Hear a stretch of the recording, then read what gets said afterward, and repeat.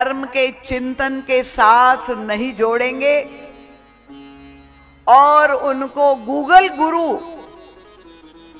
और मोटिवेशनल गुरु के द्वारा ही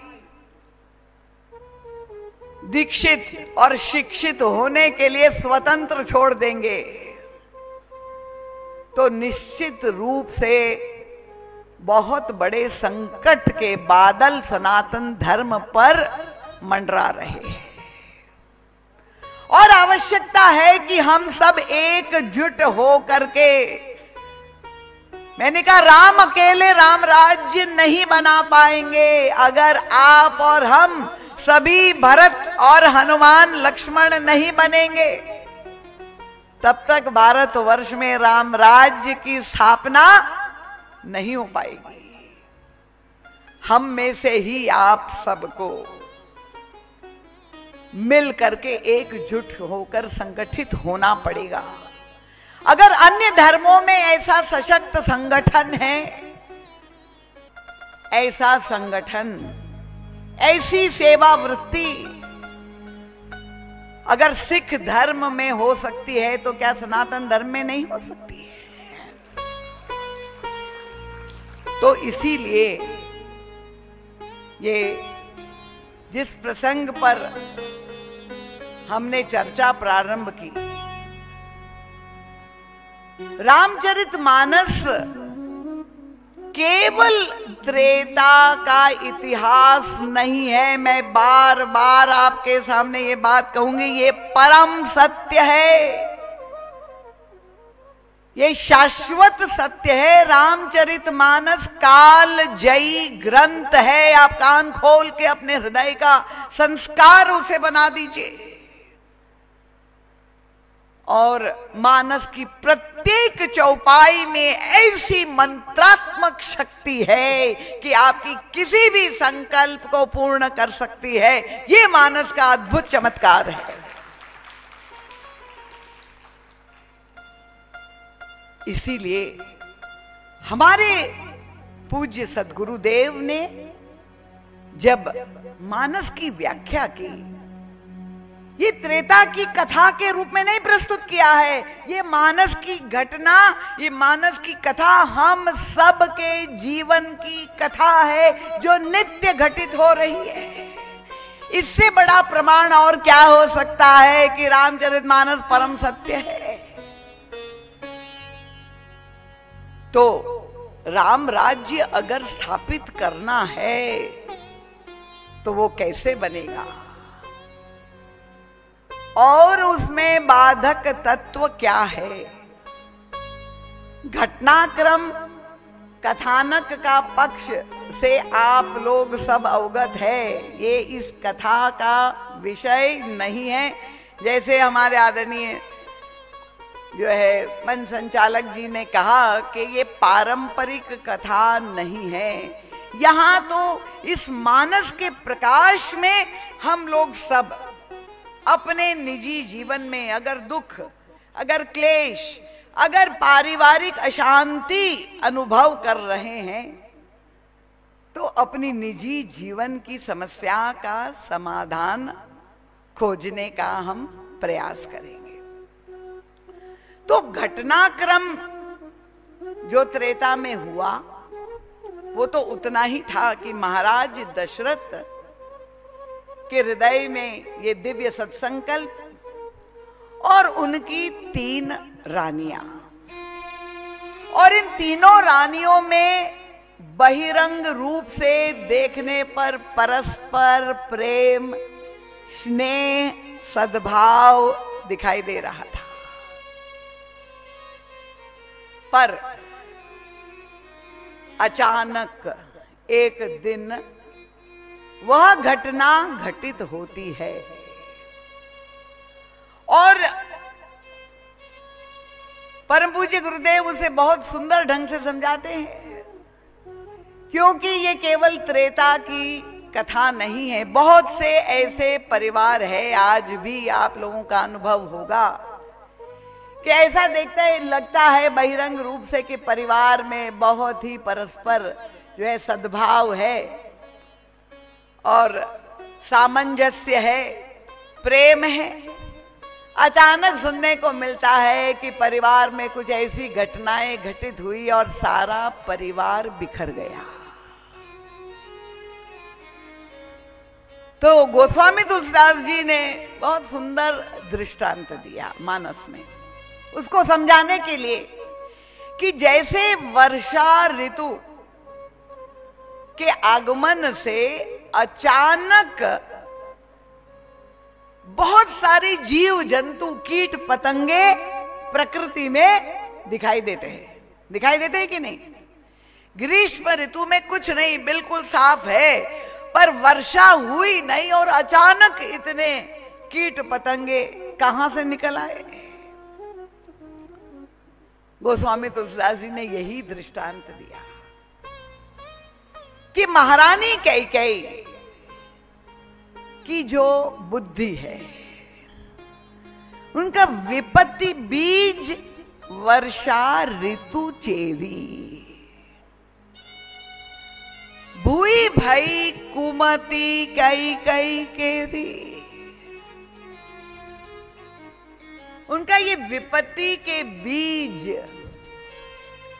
तो महारानी कैकेयी की बुद्धि में पहले से विद्यमान थे। ये कामना के बीज, ये वासना के बीज, ये महत्वाकांक्षा, ये संस्कारों के बीज उनकी बुद्धि में पहले से विद्यमान थे, पर अयोध्या के वातावरण में वे सारे बीज दबे रह गए।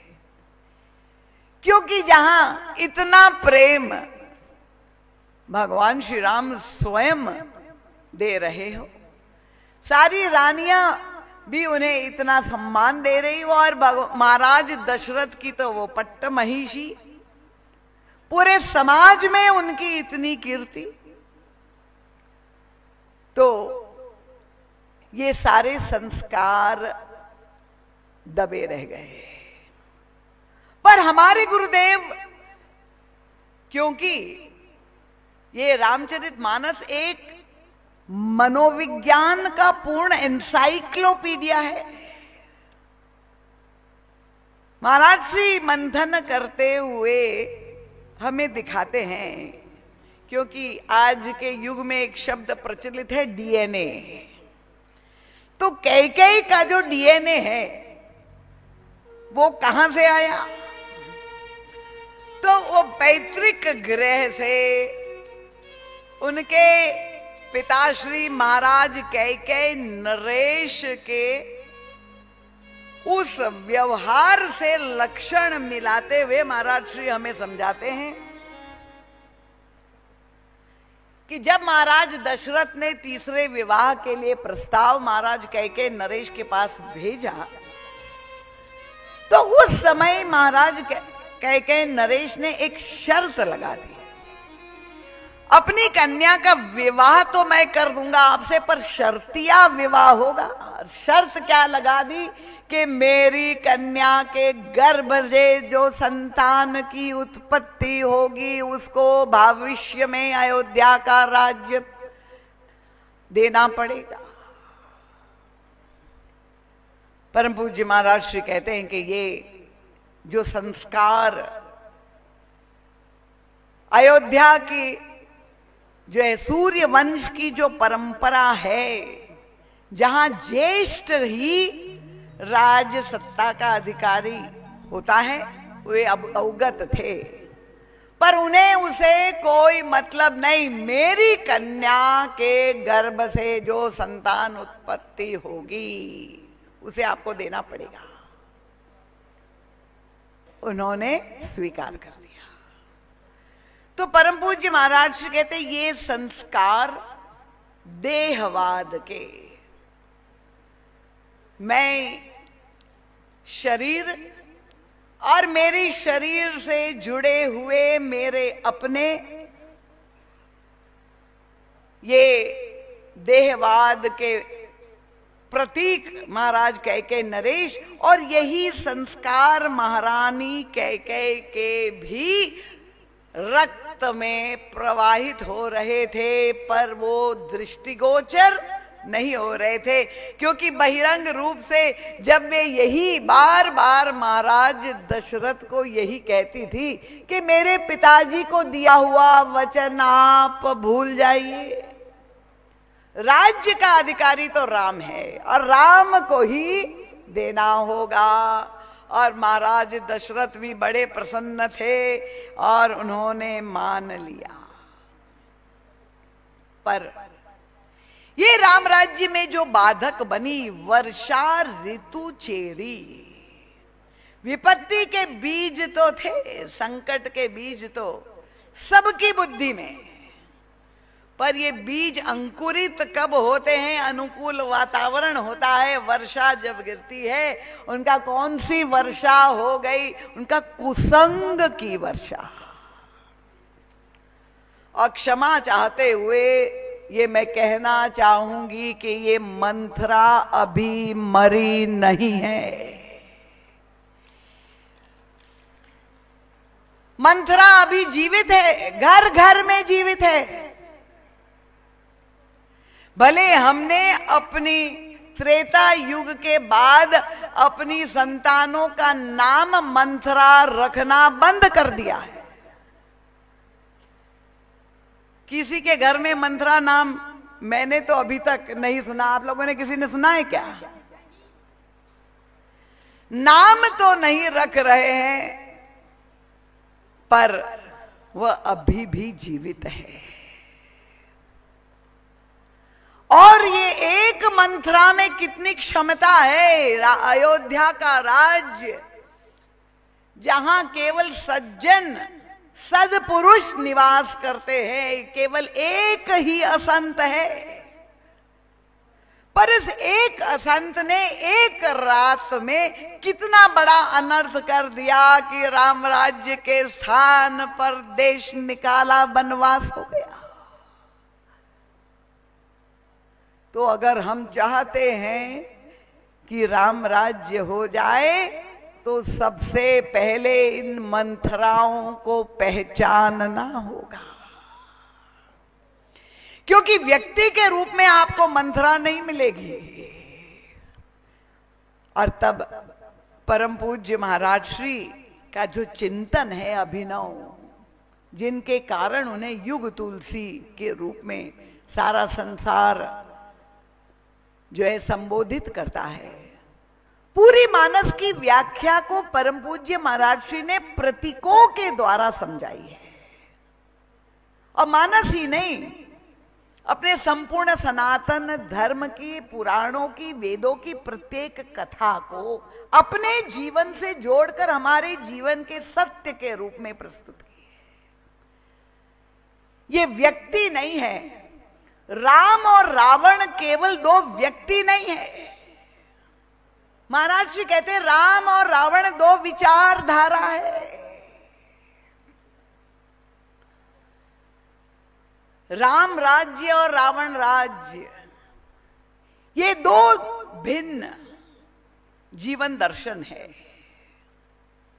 और कितनी सुंदर पद्धति से परम पूज्य महाराज श्री हमें प्रबोधित करते हैं कि दशरथ राज्य और रावण राज्य एक साथ हो सकता है, पर राम राज्य और रावण राज्य एक साथ नहीं हो सकता है।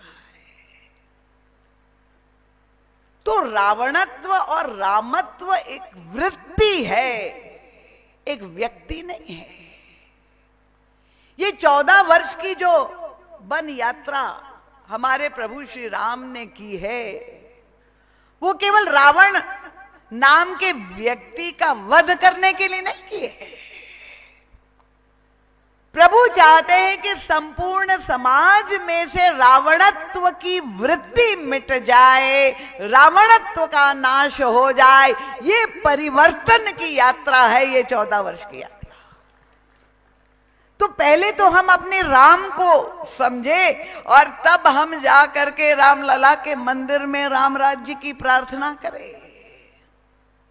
उन्होंने मानवीय पद्धति से कितनी कठिनाइयों को सहते हुए संपूर्ण समाज का परिवर्तन किया।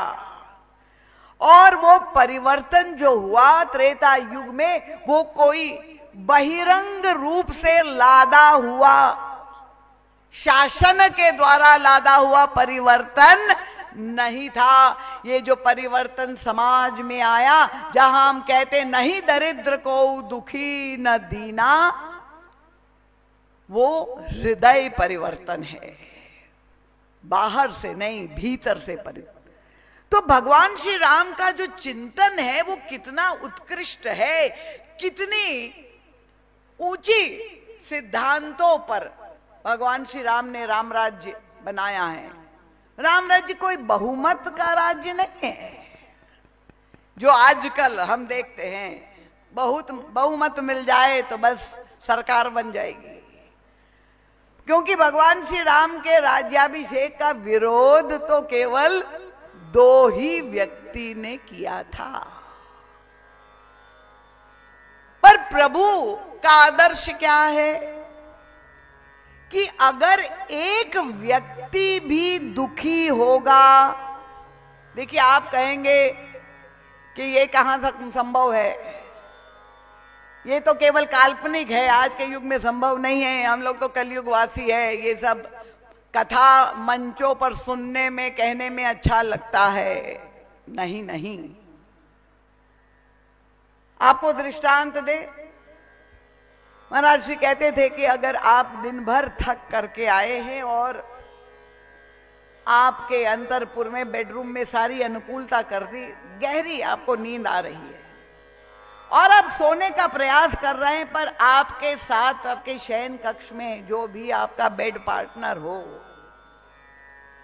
अगर आप सोने के लिए तत्पर है और डूब रहे हैं और वहां पर वो आपके बाजू में सोए हुए व्यक्ति को भयंकर शरीर में पीड़ा हुई, चाहे वो दांत का दर्द हो, चाहे पेट का दर्द हो, और वो करार रहा है, तो आपके बाजू में लेटा हुआ व्यक्ति अगर दर्द में तड़फड़ा रहा है तो क्या आप चैन से सो पाएंगे? बताइए। अगर कुंभकर्ण होगा तो सो पाएगा, पर अगर कोई संवेदनशील व्यक्ति है तो वो कदापि नहीं सो पाएगा। और आज के जमाने में तो मैंने सुना है कि जहां पति पत्नी भी, अगर कोई दोनों में से एक को नींद आते ही खुर्राटे लेने लगता है तो वो बाजू में लेटा हुआ इतना परेशान होता है। और ये विदेशों की बात नहीं है, अपने देश में भी आ गई। क्योंकि एक परिवार में मैंने सुना एक दंपति का डाइवोर्स हो गया और संबंध विच्छेद क्यों हुआ मैंने पूछा तो उस जो है पत्नी ने कहा कि बताइए इनके साथ में कैसे रह सकती हूँ, सोने भी नहीं मिलता, ऐसे खुर्राटे लेता है, तो मैंने संबंध तोड़ दिए।